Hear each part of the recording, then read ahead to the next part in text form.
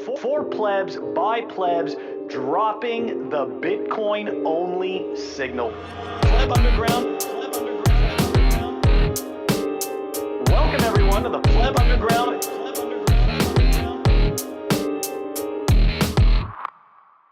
Welcome back to Pleb Underground. This is episode 118. Magic, internet money, digital gold, fools. If you want to be private, better use the tools. Don't forget pirate, self-custody rules. Thermodynamically secured, count the jewels. Don't need a whole one, just buy a bidder. Not the second best, the number one hitter. Pop the orange pill, enjoy a hitter. Hopium dealt while you're scrolling Twitter. Fiat sludge consumed, your brain fried, one fritter. Deep state like psyops. You don't need a sitter. Reject custodianship. Thank fuck, I'm a quitter. I run caffeine OS. Take all shots, no jitter. So many anons think they're born. Bond. Bauer. Dress and speak well. They wonder how. Add to my power. Can't kneel, can't cower. Tip top security. Get multisig sour. Multisig maxi. I need to spread keys. Back of the taxi. She needs to spread these. Legs on the wine. They're freed to spread. Fees 0%. They fee from spread, please. You know it's the GOAT, Jordan, Air Forces, Origin, Big Bang, like those that scare horses. Put it all on one, like those that hair courses. I feed them like royalty, of course, there's spare courses. Welcome to reality, hate it or love it. Be thankful and work so you don't covet. Just pull out, no need to glove it. Find a new grab, no need for pop, shove it. I know my place, I drop hard bars. Life ain't a rice, you drop hard R's. KYC to go out, I call them card bars. Whips at home, she calls them barred cars. Hit them up on the DL. See how she circle for the D. LC's return to BT. They'll see. You can bet on it with a DLC. Zoom out the cure for your recency bias. Need a little Java first thing. Run script with C bias. We can't be bought, no B2B bias. One day retire to the coast. We'll have C bias. Hopium dealers love the TAM gammas. She likes the Delta moving like slam slammers. Take them swimming, reveal sham glamours. Only thing faster is ban hammers. Each morning get up when I'm waking. Sweep the tap leaves, check what I'm raking. Check on proof of keys day. They can't be faking like this national treasure. Our guest, BeefOrBacon. Boom! Dude, that was a straight up awesome freaking rhyme. Guys, welcome back to this week's episode of Pleb Happy New Underground. Year! Yeah, Happy New Year. That's right. It's a new year for Pleb Underground too, and we're kicking off the new year with friend to the show, Beef or Bacon. Dude, absolutely awesome to have you on the show. See, initially, I thought it was thanks for having me, guys. I thought it was beef for bacon, like it was an I argument. thought it was beef like or bacon. Yeah, I know because I misread it, right? Like it is beef or bacon. Okay. But we'll get on to the important questions like why Nate is called beef or bacon a little bit later in the show. But welcome to 2025. It feels like a good number. The first number of the next section. Yeah, we're gonna dive into the numbers. Let's do it. So, what do the numbers look like this week, Phil? At the time of this recording, the block height is 877,975. The Bitcoin fiat exchange 97,851, 852. Okay, anyways, total Big Macs per BTC 19K. Total public lightning capacity, 5,268. Fastest fee, 2 sats per VByte. It's so funny. Oh God, the people. All right, let's talk about this, right?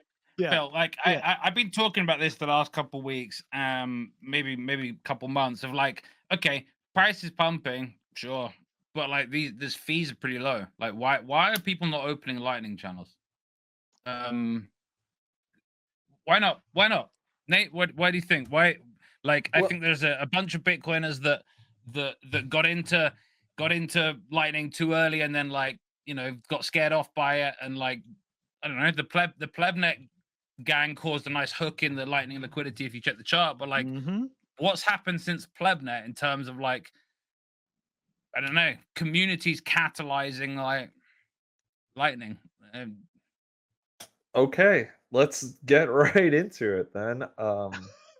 So You got no time. First of all, the sats per VByte thing, this, in my opinion, is because a lot of folks are doing these exchange traded fund, or these products, these financialized products that just do like one on-chain transaction a day or something. Where back in the day, folks were buying it and withdrawing it or sending it usually to the exchange when it pumps, and that's kind of, I think, what drove drove transaction volume up before we got ETFs and MicroStrategy and stuff. As far as Lightning goes, You're saying yeah. ETFs are the layer 2 that mean we don't see the on-chain footprint. Like, yeah, fair enough. Okay. Yeah, Like, I mean, maybe. I really can't explain it either, though. I can tell you that I batch opened a bunch of Lightning channels at 2 sats per VByte, and I feel pretty good about it. how do you see? Maybe I'm a noob here. Like, I don't know how to batch open channels. Like, do I not need channel factories for this? It's built into LND's Lightning terminal. So you could just pick like 10 peers and say, I want 5 million in each one and broadcast it, and it's one transaction now. So can I It's- do it's that? all in, built like, with Zeus the or I UI. didn't something? know that. I didn't know you could do Can I that. do that Oh, in yeah. Zeus? What's that? Can I do that in like Zeus, for example? No, I think it's just Terminal Web, which is the Lightning Labs UI. Okay, so I gotta like log into my node and like properly and. Yeah, I mean, I don't know what yeah. kind of infra you're running, but if you're on Yeah, I start know how to do 9, it. you just Yeah, I think you just click the terminal, Lightning terminal. Yeah. Okay. All right. Okay. Yeah, so that's fun. But I mean, Lightning over the last 5 years, the initial, I think, driving factor for folks starting Lightning nodes was that, hey, if I get in early, I can route payments. If I can route payments, I can collect fees. If I can collect fees, I'm going to get more Bitcoin, and things are going to be lovely and awesome. I like how you think it's Bonus. 5 years ago when like this was 3 years Right. ago, but like time moves fast in like No. the Bitcoin world. Yeah, it feels like he's ancient talking about history the now, Pleb right? time at least. Yeah, right. Like it feels like forever. We're talking Clubhouse all night talking about Lightning times. Yeah, I was gonna say. but I like, mean, that doesn't happen anymore. Like we don't even talk about No. we don't even talk about self custody that much in spaces. Like I got so fucking excited when there was a wallet question the other day.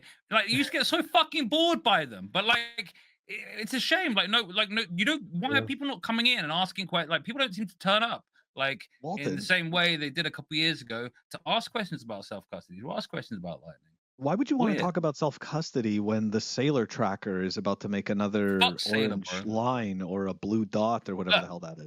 I got a nicer place than Sailor anyway. Like fuck that guy. Sure. Yeah, me too. You know what? Yeah. Actually, no. Nice hold on a staircase, second. bro. I think we need to comment on this. I think people might even be a little bit confused, right? Because we're Pleb Underground, but just to let everybody know, this is bull run mode, and we And decided. Phil's to... gonna play piano for us later. Yeah, a little bit. I'm quite the musician. Yeah. No, that piano's just for show. I just kind of keep it around so that people know that I can waste money with the best of them. It's a fucking really piano, what it's not there a for. playing piano. Yeah. It doesn't matter. I don't know what it is. Anyway, but yeah. So I just want to bring that up. That Pleb Underground, right? We're changing our look. We're upgrading for 2025. So now we're also flexing. Okay, so that's right. Everybody can tune into us a little bit more, right? Because we're flexing. This seems to be important. Anyways. Okay, let's take a look at our first numbers article. I just totally derailed our conversation because we're going to talk about Lightning during Fireside. Sure, that's fair. And it's the right time, but it's the time to talk about the sats per VByte, right? Like this is No, the you're not like wrong. why it's You're not relevant. wrong. That was right? awesome. Absolutely, it's relevant. And to finish the numbers though, the Moscow time is over 1,000 again. So you're getting over 1,000 sats per US dollar again. I think I know another reason too. It's interesting you talk Bitcoin's about on you sale. talk about like ETFs. Like one reason I think there's a less on-chain footprint is because people have kind of created their own ways to like batch transactions, whether that be like through exchanges, like through Lightning using swap services. Like there's different ways that you can now kind of for sure to do this kind of stuff. I don't know if it's necessarily more efficient, but it's like it's the only way you can. So therefore, it's more efficient than just doing like a bunch of like small on-chain withdrawals, sure. But and then you've got like UTXO problems and etc. Dust, etc. But another thing is like the humble pleb stacking $100 a week or something. They're not going to withdraw that every week now. They're going to hold that you can if it's on Lightning, right? Like right. Lightning works, but if you are like cognizant of your UTXO sizes in your cold storage, you're going to stack until you hit 1 million sats or something instead. I don't know. I mean, or you I could like just to withdraw on I like to Lightning imagine to like but various different solutions. Like I run my own node. I also have self-custodial like Lightning apps on my phone. I also have custodial Lightning apps. You can use a mixture of these things because there's advantages to doing so. Can you as someone who knows a lot about Lightning, can you talk a little bit more on Yeah, on this. I think a lot of folks who got into Lightning nodes at the beginning realize that they're not going to earn a yield the way that they thought they would, but they still like Lightning in general. They just don't want to manage those channels and stuff. So now they're using Phoenix and they're using Zeus embedded nodes and they're using these new like next gen sort of Lightning mobile wallets instead. Wallet of Satoshi in some jurisdictions. But the point is, VPN. the point is that's a lot easier. And I do quotes because in my opinion, Lightning nodes are easy. And people are like, "Hey, they're not easy. You're just smart or whatever." I'm like, no, I'm retarded. Like if I could figure it out, like anybody could figure it out. I don't think that people are stupid by default. I don't know if that's just me being optimistic, but I think if you want like to do look it, at he's clearly can stupid. do He's it. recording a podcast like in a giant room that's clearly like gonna have like various sound problems. I'm surprised Phil even let him do it from that room. Exactly. Nate's a friend to the show. Okay. He's a good friend. He can record in whichever room in his mansion he wants. Okay. Just like you. Just like me. But yeah, right? we're just in our mansions, okay? And Just some of in us the are in our mansions, third and fourth recording mansions. these. I'm actually in my yacht right now. Fuck. That thing's This is actually a submarine. Can you imagine? Right. Oh God. We're not far from that though. We're not far from people wanting to do that. Mansion submarines. Okay. We're going to take a look at our first numbers article though. Otherwise, we're never going to get out of the numbers. Nuclear-powered aircraft carrier, Peter. Nuclear-powered aircraft carrier. Okay, so all I'm hearing is city in the sky. That's like right. you say that, and I hear city I'm in in my the sky. aircraft carrier is the like big boat that has like a runway on it, Phil. It's the city in the sky. In the sea. It's in the sky. Nuclear powered. I'm just saying, at some point it's going to be in the sky. At some point, yeah. Maybe. You're roboting out, Walton. This is what happens when we don't have a show for a couple of weeks and we come back and it's just this is what happens. Well, I want to tell You don't everyone. call it StreamTard for a reason. Let's do it. The first numbers article, or I should say tweets from Pierre, right? We're all familiar with Pierre. So here we go. The Bitcoin network finalized more than 19 trillion US worth of BTC transactions in 2024, decisively proving that Bitcoin is both a store of value and a medium of exchange. There was a clip of Chamath this week that said where he said there was I think it was a month in like mid 2024 when the Bitcoin network settled more than double what Visa did globally. I think that's quite significant. That's very significant, and this is the kind of information that totally destroys the naysayers and makes them cope even harder. Yeah, they don't like this. They don't like this at all.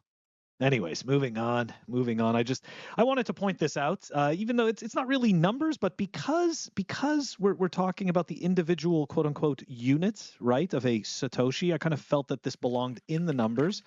Tweet from TFTC. Satoshi enters the Oxford English Dictionary. Bitcoin's smallest unit makes history. And I just want to point out that bits is not what was entered in the Oxford Dictionary, and neither was Bitcoin. I think the word bits is already there, Phil. It just doesn't like reference. Yeah, not for this. I'm just saying not for this. What Grumbles wants it to. Yeah, but that's my point, is that Satoshi's is what's most likely going to become widely accepted. So, yeah. Yeah, I still think like there's going to be like people like, I'm pretty sure is Wicked one of them. I think he's a Bits fan, right? Like, is he a Bits fan? I remember now. I think so. Like, and it's like it's just going to be these like there's going to be Bitcoiners that have, I don't know, some sort of physical location business. I don't know. Maybe they own a country club. Maybe they're going to put their prices in bits and sats, and they're going to try and like impose it on you. You know, the consumer, if you want to cut, you know, they won't tell. It'll be like, you know, Starbucks. You're like, hey, can I get a large coffee? And they're like, yeah, sure, we'll give you a venti coffee, blah blah. You're like, why can't you have names and stuff? It gets imposed on you, right? And that's exactly what they're going to do with bits and sats. You're going to go into their like, you know, country club and say, hey, can I get a large coffee? And they're like, yes, your venti coffee will be 4 bits and 20 sats. And you can tip us 69%. Thank you. And like you just be like, well, and that's when the choice really happens, right? You have to reject the bits. You have to reject these places trying to enforce you to pay in bits and sats, and just go to the places that just charge you in sats, right? Like maybe. Maybe. I don't know. Do we really think that it's going to intensify like this? I don't know. I kind of like creating these like amusing like future scenarios. This is the worst we have to deal with. I do also think it will happen. Just I don't know. I know how autistic Bitcoiners are, and like before Bitcoin, I was even like before I even had I've always had this idea of like I want to create like some sort of like puzzle for like after I die, that so like if anything like gets left over, like that like people have to like solve some sort of quest to find it. Like Bitcoiners are these kind of people, right? The kind of people that like want to kind of create like incentives that mean that things happen in the world, right? Like right, you're touching on like the reason why some people are pushing for this is because they are convinced that by trying to eliminate unit bias as much as possible is going to pump up the price. Like that is what this all boils down to. It's not really help. I mean, I guess that's okay, but I'm just saying that's the incentive. Oh, you mean the thing to rename sats as bitcoins? You don't even mean the use of the term bits, like to mean like 100 sats or. Right. Yeah, I guess that's a different debate. I mean, I thought we were kind of touching on Carvalho's BIP, whatever, of calling sats Bitcoin. We kind of are. We're kind of touching on that whole thing. You know, Tether like, mouthpieces it's can nuanced. talk all they want about how Bitcoin can't scale, and they can go fuck themselves, quite frankly. Like that was a great video, though, right? That Nifty Nye did. What with, Jesse? I did like the reaction video, but you mean the video of like Joe Hall, like interview, like who's paid by Bitfinex, interviewing John Carvalho, whose company's like paid by Tether, like about like incentives, guys. I was talking about the reaction video. I appreciate the reaction video is great. Sure. I wish I could have seen like more of them and less of like the blank screen next to them though. John made a good point when he was on Marty's show, TFTC, when he said that a BIP isn't something that's like universally like required. It's just like a small little thing where if you're building something and you want to know how to do something, here's a way to do it. And that's all a BIP is. And it's like, yeah, that's true. And I think there's a good amount of folks who think BIPs are like required for Bitcoin to work or something. I don't know. There's a little bit of mix up between that as well as the idea, which we saw from some Bitcoiners, that essentially every BIP that is entered somehow becomes this rule of law. Right. So it's like all you got to do is simply just get one in there, and all of a sudden it shall be. And it's like that's not that easy. You know, like this is not how that works. So yeah, I think that there's, you know, so this is something I think we're kind of guilty of maybe in Bitcoin is the kind of the overreaction, the kind of the immediate, I don't know if it's necessarily concern trolling, as much as it is maybe some type of like hyper vigilance towards concern. You know, like I find we're so quick to pick up the metaphorical spears, right? It's like it's so funny. But I don't see this as an attack. That's all I'm saying. I'm just like it's like some dude's idea, cool. Like thanks for your idea. Like that's what folks are. I don't know, just freak out. On Lightning, we have sats, and we will always have sats. These on-chain problems, I don't even deal with. Yeah. What about millisats? Nate, tell them about millisats. Yeah, well, you know, millisats are a thing that don't exist. But on Lightning, yeah, neither do sats though. What's that? Neither do sats though. Like this is kind of the point, right? No, but that is the point. So this is the whole thing, right? None of it exists. So why not just go with what people are generally accepting? UTXOs exist. The UTXO exists, but the sats don't exist. Well, I guess they do on Lightning, right? Sats do they? exist in Lightning. They don't exist in layer 1, but they do exist in Lightning. I mean, And millisats are rounding errors. you hear sats more in the Lightning world than you do the on-chain world. I feel No, like but it actually on-chain gets is still counted, right? Like personally- Yeah, well, that's you the can actually thing. The pass actual sats back. Bitcoin You can't protocol pass- isn't a decimal-based unit. It's an integer unit, and that's very, very true. It's just they made it a decimal back when it was worth nothing because it made sense. This is why you can't have the infinite pizza. Although that would be cool. But the transaction that takes place on Lightning. Yeah. I mean, it's not actual satoshis. It's not constructed in the same way as a UTXO, but it's an unbroadcasted activity- on-chain transaction. No, It's I'd activity that say it takes is, Phil. place. I say it is. It's a timestamped, unbroadcasted, but signed Bitcoin transaction. Yeah. Right. It's one that then becomes part of Lightning a is the UTXO. only thing that resolves trustlessly to layer 1. The only thing. Like the Satoshi doesn't exist, dude. I don't disagree with what you're saying. I do agree with you. I'm just saying it doesn't even exist in Lightning. Tell me Satoshi isn't a unit of account. No, I actually figured out that Satoshi is Pepe Sylvia. I figured that out. Pepe Sylvia. It's all Pepe Sylvia. It's all Pepe Sylvia. Are you kidding me? It keeps coming back. Can't find them. Yeah, and Barney tipped me off to it. I'm telling you, man. I just saw that episode this week again. What? I mean, I hadn't seen it in like forever, and I just saw it again this week, and I was like, oh my God, how have I not seen this before? That Satoshi is Pepe Sylvia. Like, you know, Pepe Sylvia is just Charlie misreading the word Pennsylvania, right, Phil? Yeah. It doesn't matter. It doesn't matter. Anyways, okay.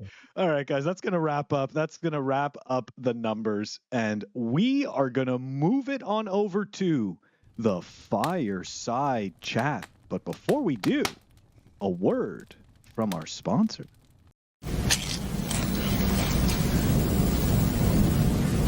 It's like people only do things because they get paid. And that's just really sad. Pleb Underground is brought to you by KnowHue. Go check them out at knowhue.com. They are building Amazon for Bitcoiners, a one-stop shop for Bitcoin-only brands. New brands are going to be added every month, so go check them out. Don't miss what's happening at knowhue.com. Pleb Underground is brought to you by CypherSafe. You guys all know I am a pet rock enjoyer. Love the swag, love the collectibles. This is the ultimate Bitcoin collectible. That's right, guys. We're talking 16 ounces of solid titanium, the Bitcoin Rolo Triangle. Go check it out at cyphersafe.io. Pleb Underground is brought to you by Thunderfunder. Go check them out at thunderfunder.com. Thunderfunder is a funding portal registered with the SEC and a member of FINRA. Their mission is to provide retail investors access to investments while supporting the growth of open source projects. They love Bitcoin. Check out their shitcoins. Thunderfunder.com. Welcome back, everyone. Fireside chat. I mean, it's not like we already haven't been diving into this, you know, into Nate's love of Lightning, but I think we're going to back it up and we're going to start off. I want to hear the Nate rabbit hole story. Yeah, because as you know, I come from the medium of exchange time. All right, we're going to play with the screens. I come from the time of medium of exchange, so I am always very curious about everybody's rabbit hole story. So, dude, if you please, the honors. Okay. Well, since you asked, yeah, I don't think it's that interesting, but I do. Okay. I think everybody's is for real. That's always been the most interesting thing for me from everything. Choose beef or bacon. Wait, what? Choose beef? Oh, beef or bacon.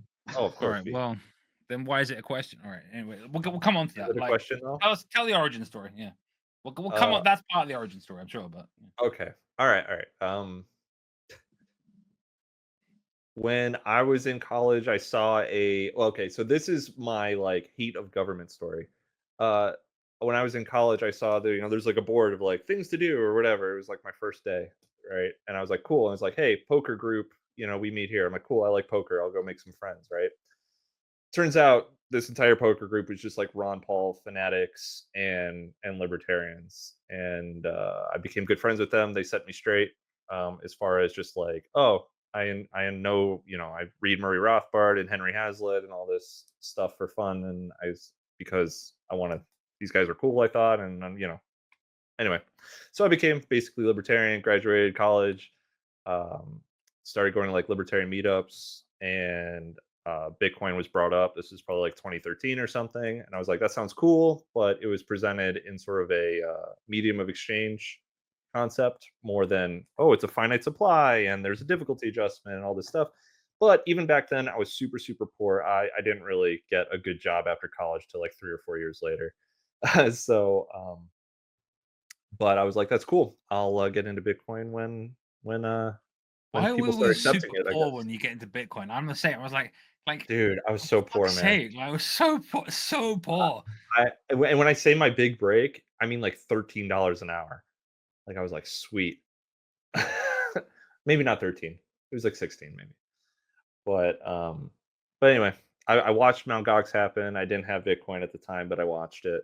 And then finally, when I had some spare money, that's kind of when I got into Bitcoin. And I used the Bitcoin subreddit mostly for my information. And I think those folks, you know, back in 2017 were really, really spot on. You know, take your, you know, hey, I bought Bitcoin, you know, whatever. And it's like, they're like, okay, well, here, you need to get a hardware wallet. You need to do this. You need to do this. I'm like, oh, Signing okay. device.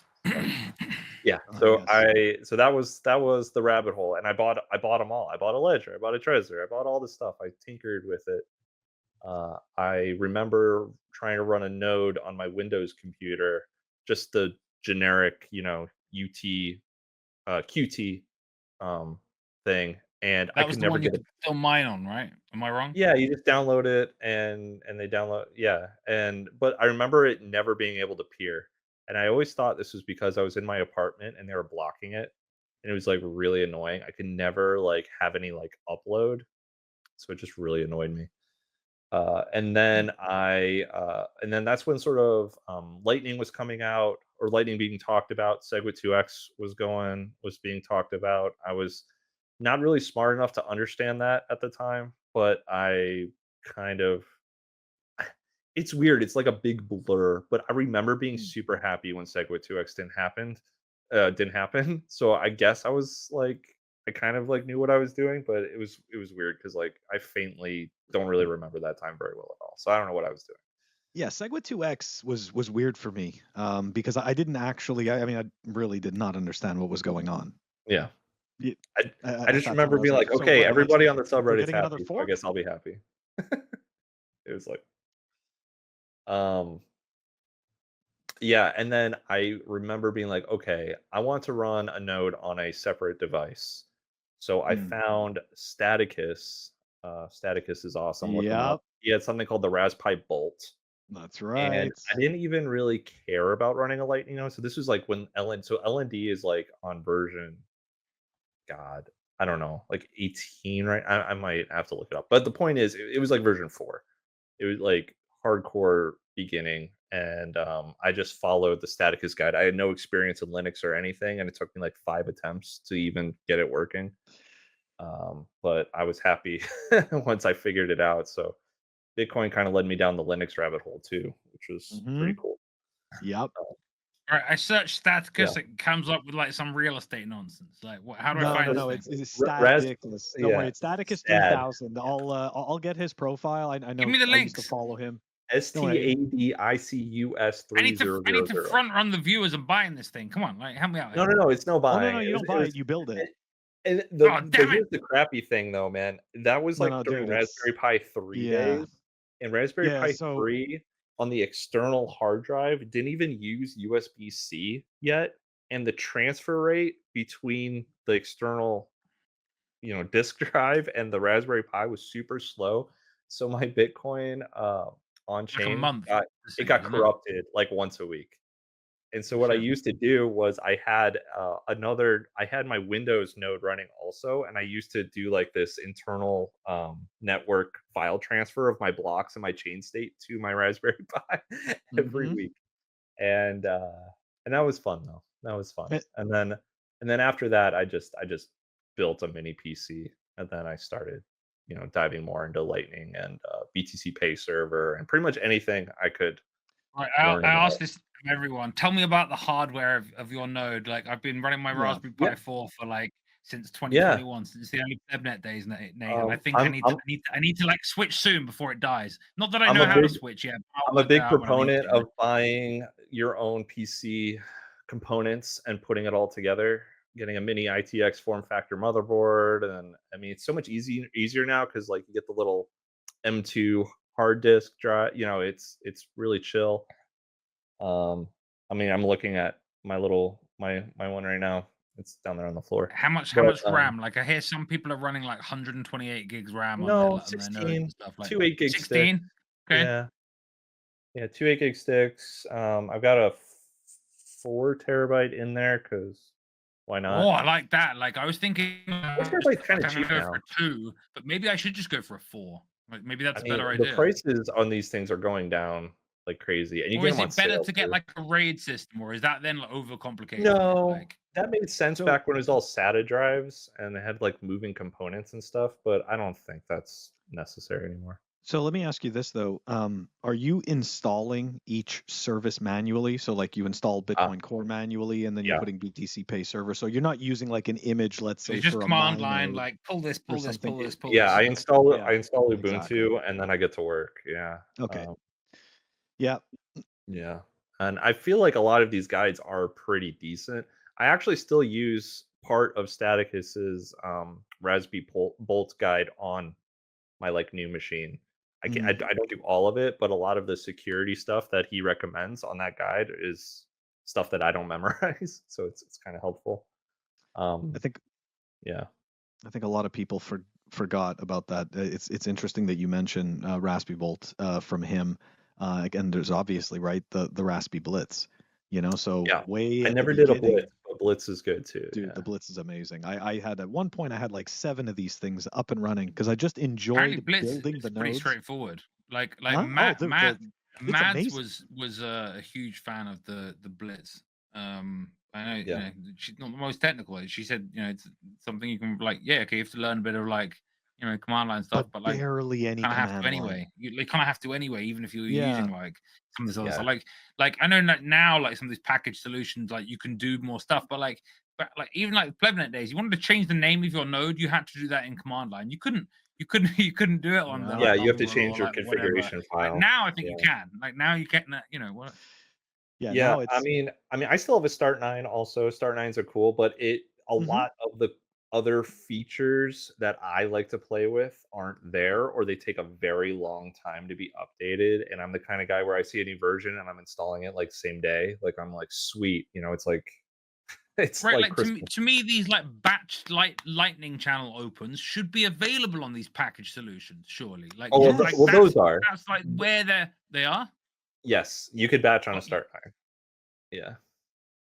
Why is this not talked about enough? Like, what? So hold on a second. Is channel factories like where you're then?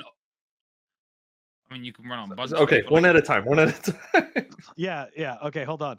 So we can batch. We can batch on a Start 9, but using what? Because it's like you're using the interface like Ride the Lightning or Thunderbolt. Yep. Like Lightning terminal. Yep. Yeah. So the way Start 9 works, so like there's 2 things from Lightning Labs. Lightning Labs has multiple software products: LND, Loop, Pool, Lightning Terminal. You can, if you choose, install them all like separately and have them talk to each other, or you have the option since maybe a year or so ago to just install Lightning Terminal, and Lightning Terminal includes everything, and that's called integrated mode. So now you don't, like back when I was like, oh, new Loop version, I have to go install the new Loop, new LND version to install the new LND. Now it's all packaged into Lightning Terminal. The Start 9 is still all segregated. It's LND and it's terminal. So on the Start 9 interface, you have to have LND on and Lightning Terminal on. And then you basically just go into Lightning Terminal, you click the Lightning Terminal icon, you go to the Lightning Terminal interface, and you connect it to what's called Terminal Web. If you go to terminal.lightning.engineering, you'll see a login in the upper right corner. And that login will say, connect to your node, enter these words. And those words are what you get off of your Start 9. and then from there you could batch open channels through the interface. So There's it's also kind something of a process. What's that? like I've used Lightning, like this terminal Lightning thing before, because at some point, like I couldn't, I don't know. I love Zeus. Like Evans, like has made the most Sure. beautiful like mobile app for like both on chain and Lightning, like self-custodial with your node, self-custodial like on the app, like a bunch of different ways. It's phenomenal. You can select UTXOs. You can like do a bunch of stuff. It's really, very, really nice. Negative, But like connecting has like been like a battle, like for me sometimes, right? Like having a good connection on my phone. Like the first one, it was just like, oh, I'm just like scanning it, and it's like Tor connection. It just seemed to work for a few months, and then it just stopped and would never connect. And then eventually, I'm like, okay, I'm gonna try this other like way of connecting, Lightning Node Connect (LNC), right? Instead of just like embedded LND or whatever. Instead of REST, straight up, yeah. Right, REST, yeah, sure. And then like Macaroon. that worked for a bit, and then like Lightning Terminal just seems to break on my note. I'm like, all right, well, like I think the Lightning Labs just like, I don't know, have a bunch of bugs in their stuff. It seems that don't get fixed, and then like, Lightning Terminal bigger problems happen, guys. You remember Barack? Do you remember Barack, guys? Fix the bugs, please. Bugs are to be fixed, not eaten. Fuck the WEF. All right, but like now, Tailscale. Tailscale, I love you. Tailscale is the best thing like ever. Like you can do so much like self-custody stuff on a mobile through your node using Tailscale. It's beautiful. Like yeah, that's true. Do you use Tailscale? I have used it, but I currently don't. All of my remote stuff, I actually just use Tor hidden services. So, which is fine. It's a little bit slower, but it's fine. For me, at least. We are just not bullish enough on Lightning. I think that's that's really what's happening. Dude, Lightning is so funny to me because like it's such a it's such a new concept that people are trying to plug in their sort of legacy thinking into how the Lightning Network should work, which doesn't make any sense, right? And it makes sense in terms of it being like an intuition. Like it feels intuitive that more channels means Lightning Network is good. But that's not really true. If you have a bunch of channels that are connected to crappy peers with poor sizing, that is actually harming the network. Yeah, absolutely. It's like having a flight path, like a major flight path to a real shitty airport where no one wants to go. Like it's pointless. Right, and the ultimate downside is you are essentially locking your capital for zero reason. And when folks first started running Lightning nodes, they were like, okay, let's open like really small channels. It was 1 sat per V byte. I disagree, zero reason. It's not all about. Okay, sorry, what did I say? Like, I think you're saying that like it's sometimes it's bad having channels where like you're not really routing anything because it's just kind of wasted. No. I guess that's not what I'm saying. You're right. I'm misunderstanding. Because I think like to me it's about sovereign access to that network. I can travel. Like I was referring to the time where the only time. Yeah, I was referring to the time where we were all opening up channels simply because we wanted to see how to do it, not because we actually wanted to do anything with it afterward. It was strictly an educational purpose. And that's how like small channels usually start. And after those small channels, after you learn a lot, you realize I'm going to close these channels down and I'm going to open up bigger ones. Yeah, see, I've still got like one channel with my boy Animal Glassworks from like early 2021. That's but awesome. I'm like, I'm never gonna close this thing because I've had it open for like almost 4 years now. Like I'm like, this is just I'm gonna keep it like like. I'm kind of jealous because I'm on my 4th node right now, so it's like I don't have the old. It'd be cool to see that my channel age is 5 years or whatever. But right, fuck all this ordinals nonsense. The real like collectibles in Bitcoin. You heard it here first. Like how long you've had Lightning channels open with people for. Yeah, the real fucking collectibles, and you can get them at 2 sats per V byte right now. Yeah, the best collectibles ever that you can have, which is your own fucking flight path to send Bitcoin across the world. 2 sats per V byte. What are you doing? when the big enough influencers catch onto what you just said and they start repeating it, it's going to get huge. Yeah, fuck you, Dan Held, It's- but yeah, please repeat this message. Yeah. It's going to get huge. No, but seriously, I think it's awesome. But Okay, we're folks gonna- need a reason to open up Lightning channels, and I posted recently. Lightning is Don't Bitcoin's force it, privacy no? layer. What's that? To me, it's just about spending. You go, look, Yeah, okay, fees are yeah. cheap right now, so sending on chain's cheap. Do you guys not But nobody remember? Oh, wants to fees go spend. up. Open Yeah. some fucking channels, because then when the fees go up, you go, I don't care. I'm running Lightning. Like, don't care. Well, that's what I do. Yeah. And I think that makes sense. I just think Lightning is sort of changing a little bit. Hmm. Using Lightning so? makes sense if you want to spend. It makes sense if you want to receive and have that instant settlement. But like, I don't know what's going to drive that. I don't really know what to say on that. How is Lightning changing? You Oh, just said talk about I- the new yeah, privacy thing. Wait, I can- this is about how it gets like stitched up from both ends, so the sender doesn't know the whole path, right?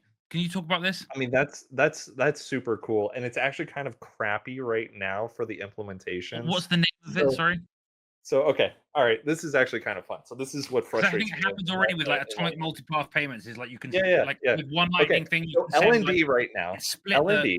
You go. So LND, which is most of the network, okay, you could do what's called blinded pats, and it's very, very simple. You create an invoice like any other. I want to send an invoice to Phil, 1,000 sats, and then you add a modifier, which is called blind. And what that does is it creates a dummy public key that is embedded in the QR code or in the invoice. One of the downsides is it bloats the size of the invoice to be like 4x that of like a normal invoice. Like, it's really, really hard, and only LND nodes can pay it. So it's not interoperable with anything right now. The other thing that's kind of funny is LND currently doesn't have Bolt 12, which is the newer, better invoicing Right, where way you can that do the Lightning network is eventually going to reusable be used. ones where it's not Core the same. Lightning by Blockstream has Bolt 12, but Core Lightning does not have blinded pats. So Bolt 12, you could see the receiver's public key. It doesn't have them combined. So LND has one and not the other right now, and Core Lightning has one and not the other. The one that does have them both is Eclair, Phoenix Wallet. They're the only ones that have done it. But there's no package solutions that use Eclair, right? no. Well, there's Why not? Phoenix, Phoenix Server, Yeah, but I Phoenix- think it's called. Oh, really? So you can make your own Phoenix wallets Oh, by running their server. So what that is it acts like a proxy for their liquidity provision system. So you basically pay them for them to give you and your customers, I guess, liquidity or something. That's good. But anyway, my point is, like, hopefully by this time next year, Core Lightning and LND will be interoperable with blinded pats and Bolt 12. That would be super cool. But sending Bitcoin on Lightning is still fairly, I mean, you don't know where you only know the previous hop. So which is cool. So it's like an onion, right?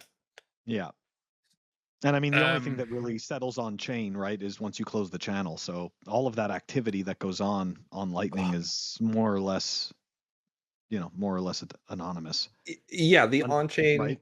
the on-chain. Because you open the channel and you close the channel, that's pretty much the Yep. only record of any kind of activity. Yep. And I guess, I mean, one thing that if you know that transaction is a channel open and you monitor it until it closes, and the LDK balances appear right. different, you can kind of see what shifted, but you don't know if so-and-so paid so-and-so. You don't know if so-and-so routed through so-and-so, because every channel has its own individual transaction, unless you batch open, which has a privacy trade-off, but I wanted to save some fees. So you do what you want to do. So when I say Lightning is Bitcoin's privacy layer, I mean that in a sense that by default, the Lightning network is going to be where to go to send and receive without having to deal with this like chain analysis crap or whatever. So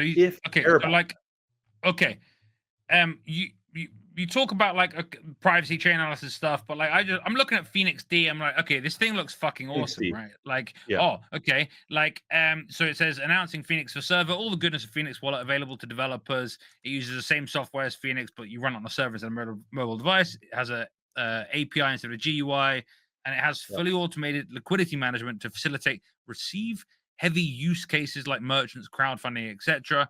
And that's because you get quote unquote fully automated liquidity, get quote infinite inbound from the largest and most liquid node in the network. No headache for merchants or other receive heavy use cases. Effective receive fees as low as 1% of mining fees. All right. Okay. So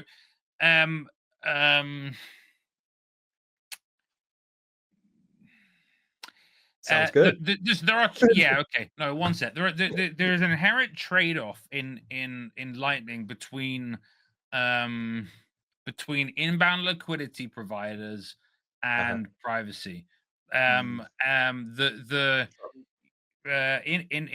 Lightning, you only see one hop, right?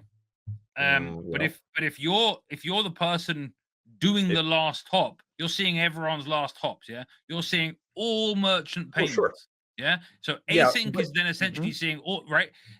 And okay, maybe they're good guys. Maybe they're good guys. I don't know. These French developers seem to keep getting arrested. They see what's happening in the channels. So I guess they can see that a payment was made. Yeah. I'm saying if you really take advantage of the fact that they've got like a phenomenal like network, and you're going to basically use them as the last hop, because then it's really easy routing. Like the payments always go through because you've got a big channel with them. Like they're basically then seeing like all payments to your node. So there's a you know what I mean? There's a trick. There's a trick. If you lean into who's doxing what to who, I guess is the question then. You know, you don't know who's getting paid. You don't know their IP address. At least I hope you don't. You might, I guess. So I don't know who's doxing what to who. This kind of seems like the same issue as the exit Tor, or similar issue to exit Tor nodes, right? Like the essentially that's the way that that data gets leaked, right? From the exit Tor node, not from the entry. So it sounds very similar to that. So you get essentially a big part of who is getting paid, or you can start to figure out information about who is getting paid. The privacy hit on this is that if you are using a wallet and your only channel is with this LSP, then they can pretty much confirm that you are not forwarding that payment along and that the payment stops with you. Same thing the other direction. I remember the original Eclair wallet before Phoenix, and you could open up channels. Like, it was a Lightning node on your phone, and it drained the crap out of your battery. But I don't know if Phoenix lets you just open up channels to other peers also. I think they do. It really? I don't know, actually. Like, I don't know if I didn't think so, but maybe I don't think so. Okay. Well, I could be wrong. Viewers knows, they can let us know. Put it in the anyway. We appreciate it. And like UsePay is the same thing, right? Like if you're using like these like self-custodial Lightning wallet type apps, like they're basically just the equivalent of like a regional airport with one connection to a hub airport. That's it. Yeah. Here's a really good privacy use case for Lightning that you absolutely can't do on chain. There are folks out there that get paid in Bitcoin, and they need a way to offload that because they have to pay rent and stuff. So they could be a friend of yours or something. They can open up a direct channel to you, unannounce it, and now it's just you and them. And you can cash app them or whatever, or send them cash or do whatever you want. And now you are stacking no KYC Bitcoin in a private way.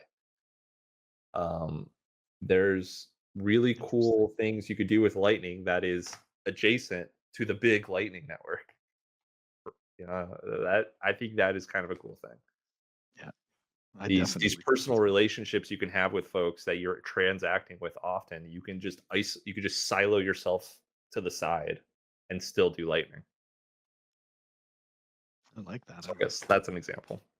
Okay, we are gonna switch gears though before we wrap up the fireside One chat. last thing. Yeah, absolutely. One last thing, real fast. People might hate me on this, but I have been like, I follow everything Lightning Labs does because I work at Voltage and we work really, really closely with Lightning Labs. And their Taproot assets protocol, I think, is going to be really, really big for Lightning because it's going to drive more Bitcoin to the Lightning network to facilitate payments, in theory, of these stable coins and stuff. And I think it's really, really powerful because it uses Bitcoin as a rail, but it also atomically swaps in the protocol the sending and the receiving. Phil, if you hate Bitcoin and you only want dollars, you can, from a Taproot assets enabled wallet where you see your dollars, you send me an invoice. I just have Bitcoin. I pay it. You get dollars on your end. Yeah.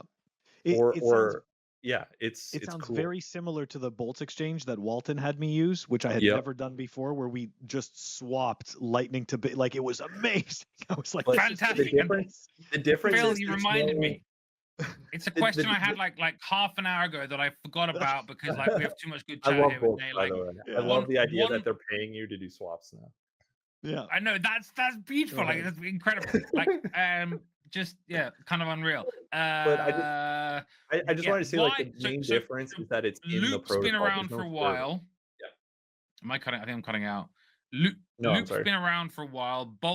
Bolts exists. Like, why aren't there more swap services? Because it seems like there should be a real market for these things. Like, there's a lot of people that want these services. Like, I don't know. So the main question, I guess, is like, what is the real demand for inbound liquidity? And I think that it's probably easier to just buy a channel than it is to open one and then loop it out. It's probably cheaper also to go to Magma or go to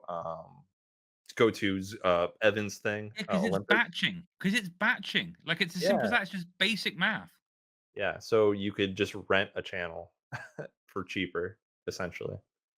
So, but anyway, I just wanted to say, like, I'm not going to have any tether whatever on Lightning, but I think that that is going to be pretty cool.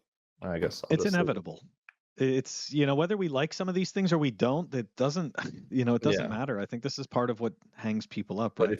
But all of those like transactions requires Bitcoin to like stick to. So if I'm sending $100 of tether, $100 of Bitcoin needs to travel. Yeah. I like it where it's like it's been built in a way where like even if you don't like it, you can actually like profit from it essentially because it's like the first and last channel do the swap bullshit, and if you're just somewhere in the middle, you're just taking a cut like any other Lightning payment. Like I remember, like when I first heard about it, cool, right? But like, is it shit coins on Bitcoin? Sure. Is it done in a way where there's like, I think like no like risk to the rest of it? Yeah, sure. But does it then create I mean, like from an engineering perspective, but does it create like more legal like shit? Like maybe I don't know. Is everyone then like? Are you then routing dollars? Are you then a money transmitter? If you've got a routing node on the Lightning network, because actually dollars are now being routed. Like that's what I don't like is that it sets up. It's fun, right? It's so huge fun. regulatory attack for Bitcoin and well, like good on the ex-Googlers for cashing in. Like I mean, I think it's cool that people are building it regardless. I think that is super cypherpunk, and people give Lightning Labs crap, and that's one thing where they're just like building and let the chips fall where they may at that point. And I think that's, I don't know. I think that's pretty cool, and I really like the idea of just being the Lightning Network just connects everything. It gets rid of Swift, gets rid of everything. It's possible it could happen. I like the idea of like you don't even know that it's Bitcoin. You just see dollars on your phone and you just like pay it, and I get Bitcoin on my side, and you don't even know what I'm getting.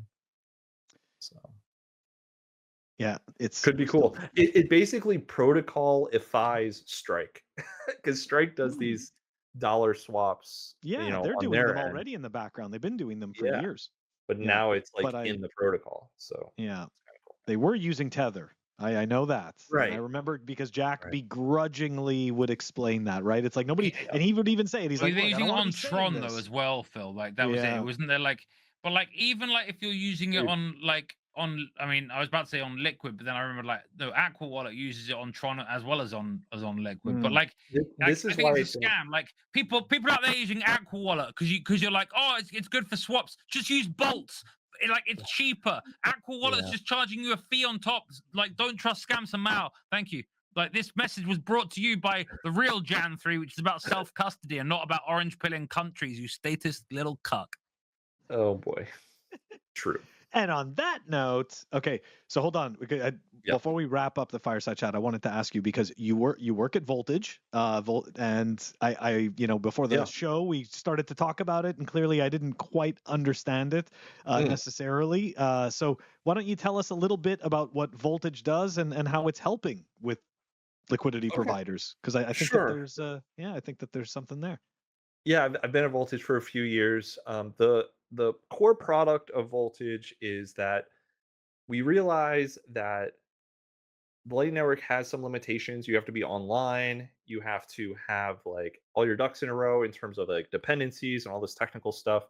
So Graham, the founder of Voltage, was like, what if there was a way to have a cloud service of nodes where we don't have access to the money at all and it's all client side encrypted and we just kind of like manage the infrastructure so enterprises and businesses that want to use Lightning don't have to worry about downtime or their power going out or their internet going out when they're using the Lightning node in a business critical kind of way. And so that is the idea. So if you go to voltage.cloud right now and deploy a Lightning node, it'll ask you to create a password and it'll warn you, we cannot recover this password. This password decrypts your instance that we have on our cloud service. And so when you log into your dashboard, you have to enter in this password every single time you refresh your browser or something like that. And that is because it is authenticating that you actually have access to it. And that's what makes Voltage at this time no KYC, per the lawyers, Very apparently. nice. So, and then BTC Pay Server and LN Bits, Lightning Terminal, all that stuff kind of comes with it. And that's sort of like the default product. The initial thesis of Voltage was that a lot of folks are going to pay a few bucks a month. They're going to use their nodes for their businesses, their small businesses and stuff. And we're going to do like this volume income approach. Unfortunately, that did not end up being the case. So we are now focusing on deploying Lightning in an enterprise way for neobanks around the world and exchanges and folks like that. Being Lightspark. Lightspark could be considered. Chose the right Lightspark market. is considered a competitor to Voltage at this point. Yes. Well, I think it is now because, like, my understanding is they kind of came in and went, well, fuck all the small businesses. We're going to go after corporates. We're going to charge them stupid money, and like they're going to pay it because why? Right. Because corporates have printed money. Corporates are the ones that have all the Cantillon money to spend on stupid shit, business to business. This is why all these services exist. Right. Like, it's just like. Yep. Everyone so we are like free money. So we're basically white gloving these big businesses around the world now, taking care of their unique infrastructure. We have like really cool like UX design guides. Like we help you incentivize your customers to start using Lightning. Like we're really that's like one of the edges that we have right now is that we're not just giving you an API and then off you go. We're with you every step of the way as because we want your customers to use Lightning so you can see the benefits of Lightning so you can continue to pay us to host your Lightning stuff.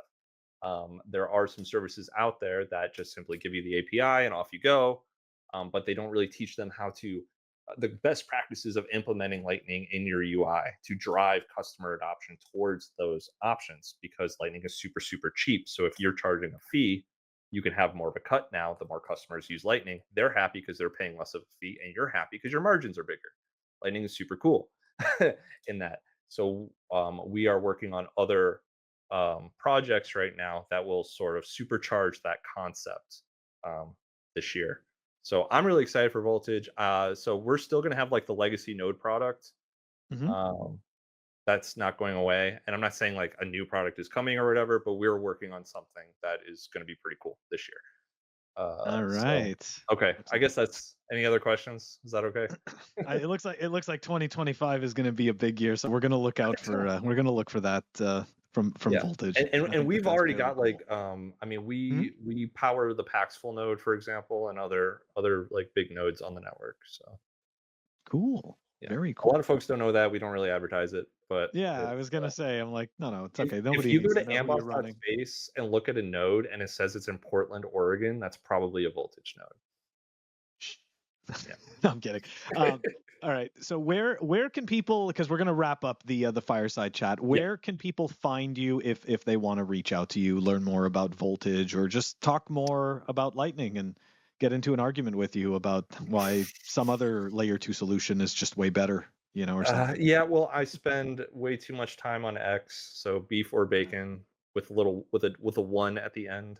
I don't know why there's a 1 at the end. I don't even remember how I got this name. I remember making maybe like a PlayStation account like during the PS3 days, and that was what I picked, and I just kind of stuck with it or something. Very cool. We are So gonna add it. We're gonna add it to the show notes so people know how to get in touch with you. yeah, that's probably the best. That's fine. Guys, this is going to wrap up the Fireside chat, and we are going to move it on over to REKT. So we're going to stick to like the biggest REKT and the biggest Hopium that we've got. And guys, if you think that this time it's different, I am here to tell you that no, this time it is not different. Okay. History may not repeat itself, but it definitely rhymes. And here we go. This is a tweet from Woo Blockchain. One of the largest publicly traded Bitcoin mining firms in the U.S., Mara, has lent 7,377 BTC to third parties to generate yield, representing approximately 16% of its total reserves. So I got to say, I understand that is not very much of their Bitcoin, but I think that people don't appreciate how these types of scenarios and stories roll out. See, at the beginning of a bull run, when you lend your Bitcoin, the company that you lend your Bitcoin that is doing the shenanigans, okay, they're doing just fine because numbers go up. So they're able to pay this, they're able to pay you that fee that you so much desire, that yield, right? That fucking drip. Okay, that's what that is. That drip for taking your Bitcoin. But at some point, the market turns, as we all know, as we have seen. And lucky for us, we've been here for multiple cycles, so we can tell you. We've seen this already. We've seen this show. I don't care who it is. This shit falls apart. Okay, and when it does, it falls apart in a spectacular way. Now, obviously, I don't wish that for a company that mines Bitcoin, even though they did mine whatever that was, Kaz or whatever that was, that shitcoin, which pretended it was going to flip Bitcoin, but it's just dead money now, and they're all coping. But they're Bitcoin miners, and I like Portland, right? I like Portland Hodl. Works for Mara, right? So I like him. He's a good dude. But when they start to lend out their Bitcoin and we start talking about yield, this is when the fucking wheels fall off. Okay, I'm sorry, but for me, this is when we start to see the wheels fall off. And again, I understand it's only 16%, but eventually the draw becomes too great. It's like free money. It's a no-brainer. All right, that's my rant. I'm gonna go to BeefOrBacon first before we go to Walton. I'm thinking, imagine how cool it would have been if they put that 7,000 Bitcoin into Join Market and got their yield that way. Oh, look at that, right? Because a lot of people Actually forget Join Market exists. facilitating the Bitcoin network, actually Actually facilitating helping a little privacy bit. tools. What? Yeah. Gosh, if I had 7,000 Bitcoin, that'd be cool. If you go to Join Market, which is actually kind of funny, and look at the order book, there's people with like thousands of Bitcoin that just let them ride, and you don't. It's kind of cool.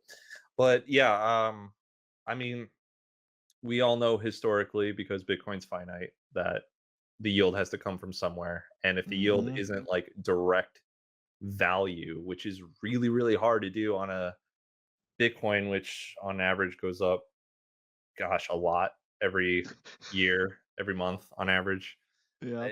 I just don't see how that's possible. Now, I'm not like a market guy or anything, but I know that historically, folks who essentially give their keys to someone else, give someone else control, and receive an IOU in return, are playing a game of musical chairs.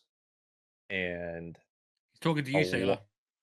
and and a lot of time you are not going to time it because you're going to get super greedy, and that's just how human nature works. So the best thing you can do as an individual is work your fiat job harder and stack more Bitcoin probably. But as a company, though, this is really interesting because I don't understand. Like, I don't think it's that much different unless I'm Mm. misunderstanding. Like, which I'm trying to find out. Oh, they're a corporate entity that is government regulated. Therefore, they must have some sort of risk adjustment thesis to protect themselves or something. But I'm not smart enough to really know what that is. But historically, giving your keys up for yield is extremely risky. Mm-hmm. But you know what's going to happen. You know these ETFs are going to be like, "Hey, give us your Bitcoin. We'll give you a yield someday." That's right. You know, when it starts drying up, it's going to be like, "Oh crap, people are still buying the ETF and we need more Bitcoin." Assuming they're not like rehypothecating, which I think they probably are. BitcoinTreasuries.net is going to be over 21 million someday. Dude, no joke. You hit the nail on the head, right? I think it was the Banks that put out the tweet, about like that, like like essentially the Bitcoin reserves are going to be like something like 32 million, Right. like 32 million Yeah. Bitcoin or something like that. And that's exactly it, man. You hit the nail on the head. Like So the everyone's cool going to thing claim they about have that, too much. yeah, I mean, the cool thing about that scenario though is that that will strip the Oh, mainstream value away from the actual value, which you'll see on places like RoboSats probably, yeah. because that's like the real thing. Uh, I hope that doesn't happen, but that'd be pretty funny. I mean, And look, it'll just prove what we all know, which is Bitcoin is finite, Bitcoin IOUs are not, and that is all. and that's right. And if we think for a second that a bubble isn't being constructed with all of this crap, we have another thing coming. Okay, like it's not this time. It's different. It's not that because all of a sudden, well, they're doing it on Bitcoin, so there's no chance that things are going to go wrong. Plenty of weak players have come to Bitcoin and blown themselves up. Okay, Yeah.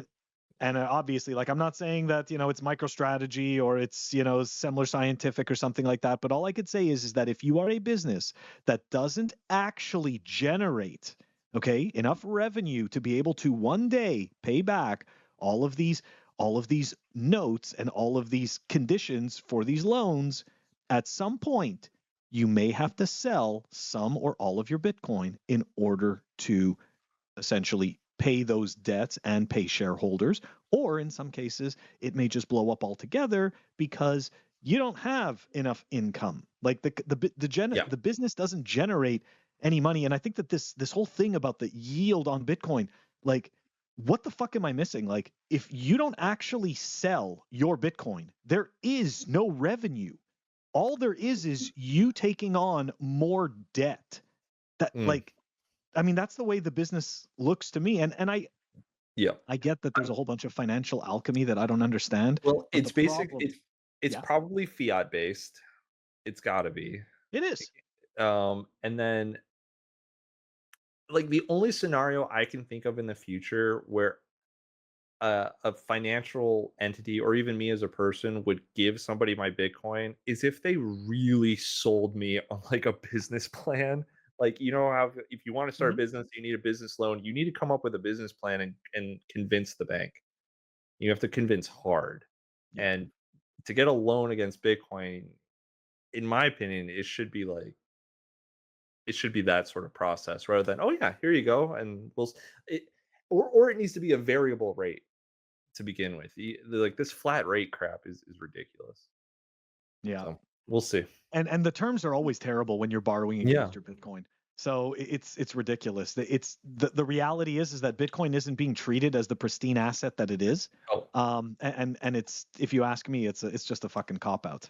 and there's two things here. There's like loaning it, taking a loan against your Bitcoin, and then Yeah. just giving your Bitcoin away to get fiat back or whatever. Rehypothecated. Yeah, To right. get rehypothecated. and You and know? and and a loan against it while we're still living in fiat world, I think is not that bad as long as it's like short term. Like it's like short term. I need 30 grand like right now, and I know Yeah. I'm going to pay it back or something. that makes sense. That's how I think most people used Unchained, besides the degens that just bought Bitcoin with their Unchained loans and got wrecked. And that live off or that live off of it, right? Yeah. And that essentially are hoping to be able to wait it out. Yeah. Right. I mean, look, this is just what happens. All right, Walton, any thoughts on this? You surprised? I'm good. We covered it. We covered it. Okay. Well, look, that is going to wrap up REKT, and we are going to move it on over to the Hopium. Hopium. Welcome back to Hopium. I have one story for you this week, and I'm not as obviously excited about it as because I've already talked about it on the show, but I am incredibly excited about this. And I'm gonna have Nate critique a tweet that I just sent a few seconds ago, but just to make the point that I want to make. Let's see how this goes. StreamYard. I don't know what I'm doing. Yeah, exactly.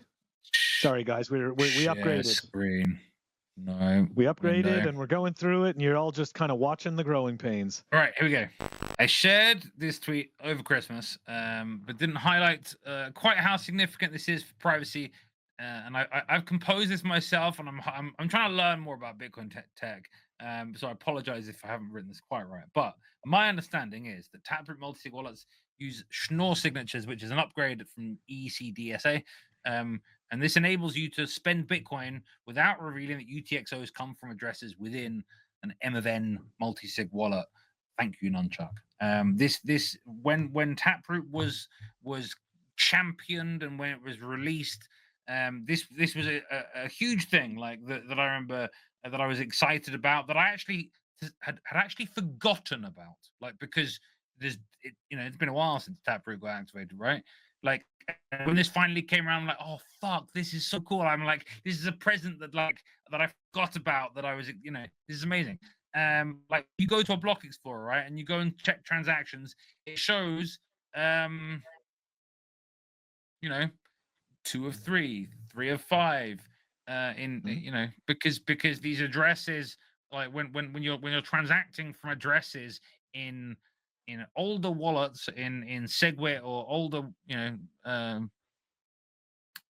wallets, when you spend from them, my understanding is that the public keys, essentially of the keys that you use to spend from multisig, are essentially put into the transaction, and that's how people know, oh, it's 2 of 3 or whatever it is. A hash of them, but yeah. Is that correct, Nate? And now they're hashed, but yeah, the raw transaction. But it's a bigger, more bytes. That's how, yeah. More bytes. Okay. Traditionally, I was hoping you could explain it in a SegWit multisig uses more bytes because you need to have these pub keys hashed and put into the so you're thinking about on-chain footprint. I wasn't even thinking about that. I was thinking more about just from a privacy perspective, right? Right. That's a result of using the Schnorr and TapScript and stuff. So now you'll just see a normal, instead of seeing all these. Yeah, I mean, you save money on fees and you don't see all of the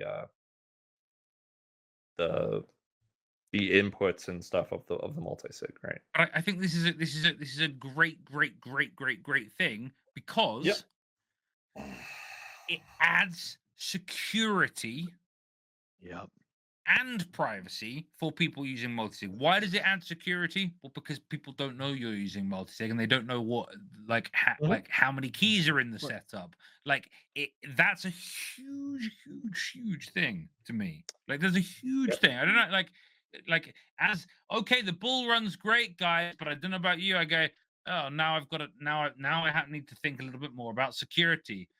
Right. Yeah. Oh, this is helpful. Yeah, this is real helpful. Thanks, Taproot. Thanks everyone that worked on Taproot. Thanks everyone that helped activate it, and thanks Nunchuk. And I reached out to the CEO of Nunchuk. very kindly followed me back this week. I was proud. Like, fuck, you know, fuck all the heroes, but like the real heroes in Bitcoin are the people building some real cool shit. And like, I've been hammering about how cool Nunchuk is for years. Like, American Hollow had some tweet that went crazy, and actually in the next like tweet he credits me for like some of this like position of me and Reendal for years. Me and Reendal for years have been pushing like seedless multisig is like is so normie friendly, and this is just like So good. one extra level that like I think you can now have like I don't know about like all This is these why like tap signer is boomers so that cool. are like more like risk averse. This kind of stuff like I think tempts them in a bit more. Like if you sure like they learn how to use these devices, but like these are people who already think about, oh well, I don't want to have too much like possessions and like here and here, or they're already thinking about like securing other like possessions other than Bitcoin, and now they're doing this as well. If they can spread their keys in a setup where no one even knows they have like a bunch of keys, like this is a huge deal for the people that want to store more money in Bitcoin. If you're not storing your money in multisig right now, as the value goes up, maybe you start thinking about it, whether it's for a security perspective or whether it's for a redundancy perspective. I don't know. Like, sure, have bigger size UTXOs, so you know, because yes, there's additional cost when you're spending for multisig because there's a greater transaction size. So even at the same transaction fee rate, you're gonna spend slightly more. Okay, oh, that's a trade-off I'm happy to make for the I can sleep at night knowing that if one of my keys is fucked, oh well. Let's be honest, right? People who are going to be using multisig, whether we want to accept it or not, the majority of them are going to have what most people would imagine is a big stack, right? Whatever that number is, whatever that imaginary number is, right? That is what is perceived, at least, just maybe unconsciously, right? Just out there. A multisig implies high value. That's just what it does. So the fact you say that, Phil. I never used single sig. I went from using fucking Coinbase to using Casa, right? Like two of three. I had to go through. I don't fucking trust like myself to not fuck up like one thing. Just give me like I don't like the single point of failure. Like see me, it's the other thing. I can't trust myself like not to fuck up multiple multisig. You've got the redundancy. Like it took me so long. It took me so long to go. Anyways, the point is that I think that's what it implies, and that's kind of the problem, which is what's really nice about this. And to Walton's credit about Nunchuk, he had started telling me about it when we first started doing Pleb Underground, and honestly, there's just so much wallet software out there that, in all fairness, I just couldn't give a fuck. Okay, and then he gifted me a tap signer. Okay, and then I was like forced to test this out and use it. And I was just like, holy shit. I'm like, this is such a game changer. And now that's why I showed my 21 or the 22 devices, whatever thingy, right? Like, because this is a freaking key on an Nunchuk device. Like, this is fantastic. Like, you can pair so many different signing devices with Nunchuk, and it's so underrated. Like, to Walton's point, I mean, if they want to sponsor a show, they can sponsor our show. I don't usually ask for sponsors, but those guys, they can sponsor us. You can sponsor us. It's funny you mentioned this conversion, because when I spoke to Hugo, the founder this week, I said that like I'm always advocating for Nunchuk on the show, and I'm converting skeptics that are like seasoned Bitcoiners to using it. Like Nifty was another one that I was like, Nunchuk thing's like pretty damn good actually. Like I think like it's people are, and I'm like, okay, dude, you got to come on the show. He's like, he doesn't do shows, right? Like, no, he will do the show. Is fine. But like, if anyone has any questions about Nunchuk, like, you can go and talk to Nunchuk or to Hugo. Like he's very happy to answer questions on things like Twitter. Like one reason I really love Nunchuk, and again, I'm not a developer, but I understand some of these things, I think, reasonably well, is like, it doesn't have any dependencies like outside of Bitcoin Core. Nunchuk has zero other dependencies. Like, they built the whole thing, you know, properly from scratch. They're not relying on some like retard over here that didn't like update something and then the whole thing breaks and your Bitcoin's fucked. Like, none of that. Like, this has been built properly. Like, you know, it's Bitcoin only. single sig and multi-sig, Taproot, and all the other ones. Yeah, no browser, no JavaScript dependencies, nothing like that. That's it. You don't always see Pleb Underground simp, but when you do, it's those kind of products that we love. Anyways, okay. Nate, We're not trying to distort like 50 Cent either, though. The only thing I want to add on this is that Yes. this is the result of a soft fork that happened years ago at this point. And it just goes to show how much effort it takes after these new tools are put in the toolbox to actually build something that, that during the time of debate and discussion of putting that into it and actually deploying a soft fork was like the dream, sort of, or not the dream, but like people will build it if we put the tools in the toolbox. This also happened with SegWit. When we got SegWit, it wasn't native SegWit out of the box. We had these nested SegWit weird addresses that started with the number 3 for a long time. There were, I don't know if anyone remembers that. And so I want to pull that over to the current talk about new opcodes and soft forks and stuff. Because that is kind of a fun little meta debate happening in Bitcoin. Are we going to be talking about LNhance? Well, yeah, specifically, Yeah. but a lot of I don't want to. The really hard thing is I see all positions. I see Jameson Lop's position. I see Jimmy Song's position. Wait, I thought you were Jameson Lop. You're not Jameson Lop. Phil, who's this Wait guy? a second. This guy. He lied. I'm only on the weekend. What? Didn't you go Only on the like weekend. Halloween? I think you were as well. Maybe, Only at nighttime. But, my thing moved. No, sorry. Continue. No, I just want to say, like, I've like constantly sort of like changed back and forth, but what really sort of like got me to supporting the LNhance proposed soft fork is talking to Reardon and Settler a lot. But I pretty much boiled it down. So like the one of the big critiques, not critiques, but like sort of like apprehensions on it, and this could cover a whole hour, so I'm not going to like dive crazy into it. But one of them is, it's like, hey, this sounds like great stuff. Let's build it all on a test network first before we deploy it or whatever. And what we just saw from this Nunchuk story was that nobody's going to put the amount of hours and time into building something that might not even happen to begin with. You need the tools in the toolbox before you start building the house. You could build the house without nails and then hope a hammer comes eventually, but that's the real risk. So I think it's better to have the tools ready to use when they need to be used than hoping you have them when you actually need them, if that makes sense.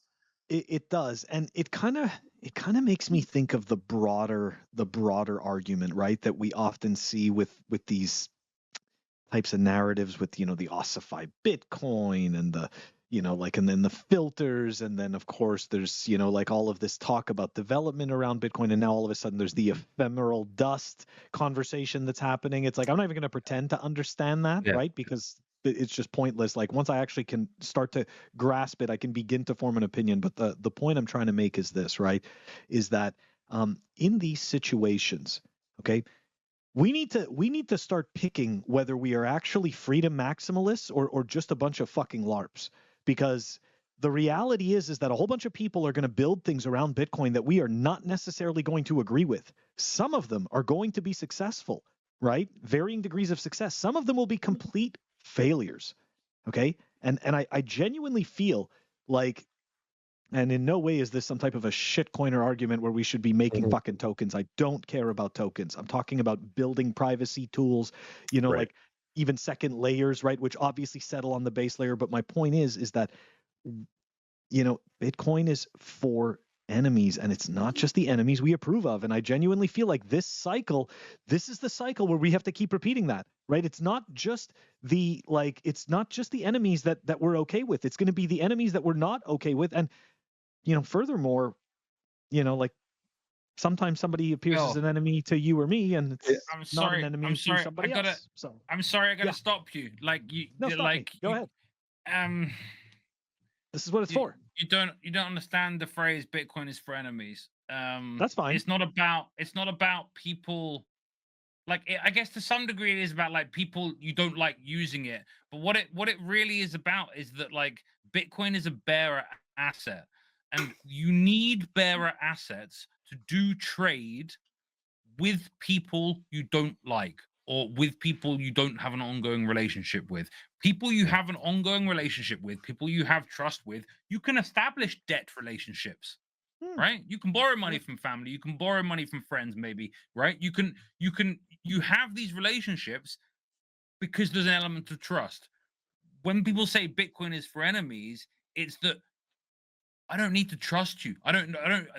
We have settlement, we have like objective settlement about this trade. Now maybe you don't for the actual like what you're trading with, right? Like you still have like a Mexican standoff for like the physical good or whatever it is, but the right the money side of it doesn't have like a debt obligation. At least that was my understanding of it.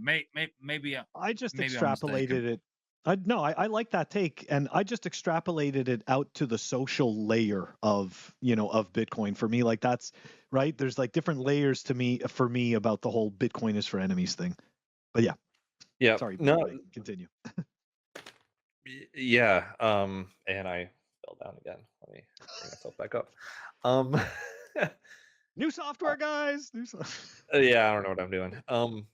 Yeah, so on a practical level, the LNhance proposal, LNhance, like LN, like Lightning Network, Hance, like enhance.org. We have raised it on the show, really right? good. It's like Yeah, good. So yeah, so as a Lightning guy, as a layer 2 guy, and when I say layer 2, I mean anything that has a unilateral exit is a I mean, layer you like 2. being on top. Exactly.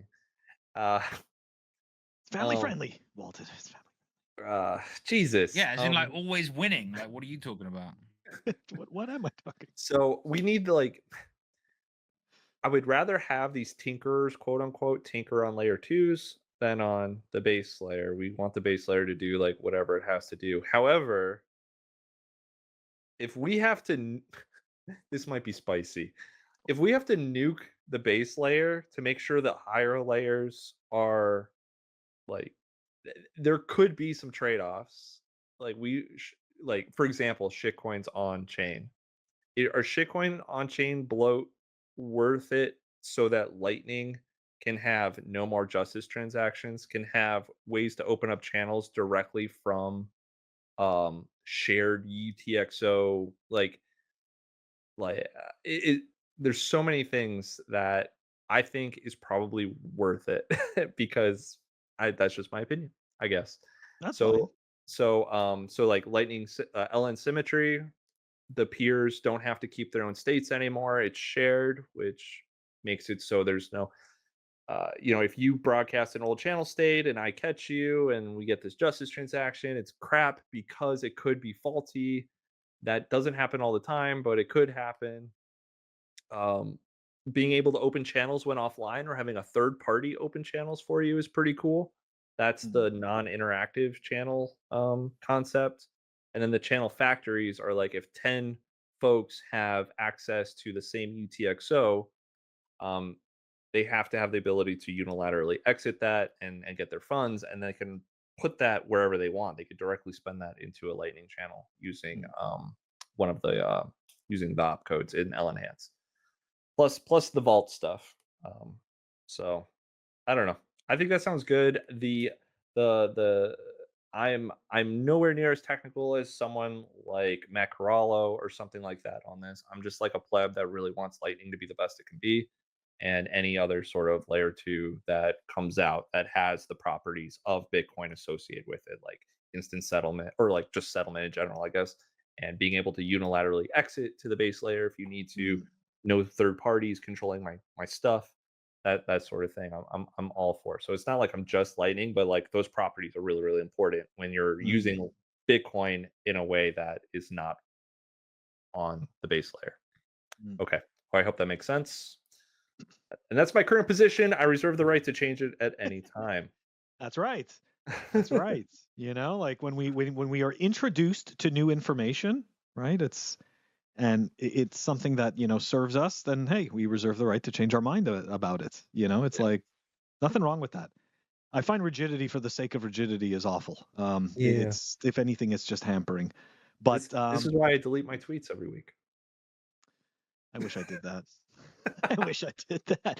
Anyways, but yeah, I think I Walton, think I'm going to summarize like Nate's words with my own Okay. from many episodes ago.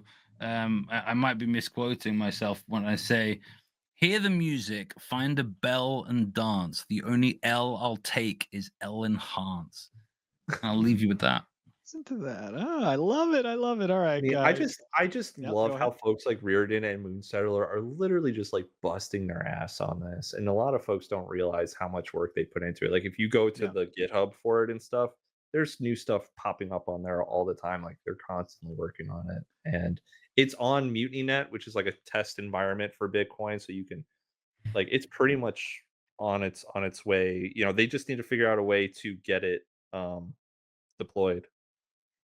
One thing I think though it doesn't help is that like all of the people that create these proposals then go, oh, I like someone else's proposal. Like I just saw a tweet from Stephen Ruse earlier today where he's tweeting great script restoration. It's like Stephen Ruse, well, I like TX hash, which is Stephen Ruse's thing. It's like TX hash is just CTV with like better knobs on it, like so to speak, like for you know. Sure. A few more adjustable settings, but it's basically the same thing. You know, why can't the devs agree that they like their own proposal enough to champion them? Like, is there a problem? Like, are we going to get any of these? Are we getting any It's really confidence? interesting. This is the first like major soft fork debate that has occurred without someone like Peter Woola, like who everybody trusts and everybody loves. He's the big furry teddy bear that can do nothing wrong. Like he's gone. You know, the polar bear has left the cubs out to fend for themselves at this point. And you know, a lot of people don't realize how much impact Peter Woola had on Segwit and Taproot. And I think now it's like, oh, so. There's different types of personalities, right? Some people are magnetizers, right? They draw people in and they're able to get conflicting parties to discuss. And then some people are polarizers. It's very interesting, right? It's definitely interesting, the dynamic without. Regardless what happens, the side that doesn't want whatever happens to happen will say Bitcoin is dead. It's, I mean, this is inevitable, right? This is what. But if it doesn't happen, I still think Lightning works great, and I love it. So it's all good. Awesome. All right, guys. This is going to wrap up a very intense Lightning specific weekly episode of Pleb Underground. One last time, BeefOrBacon, how can people reach you if they want to bug you about all things Lightning? x.com/BeefOrBacon. One is probably the best. I am also on Nostr, but I'm on Nostr under a different nym. You could probably figure it out if you wanted to. But I will not be divulging that information right now. Very cool. Very cool. All right, guys. Don't forget to check us out on our audio-only platforms, Apple Podcasts, Spotify, and Anchor. If you want to stream us sats, check us out on fountain.fm. Walton, how do we do this? 2025 is our year. We're going to kill it. Let's go. More toxic than the most toxic Bitcoin maxi ever. They said he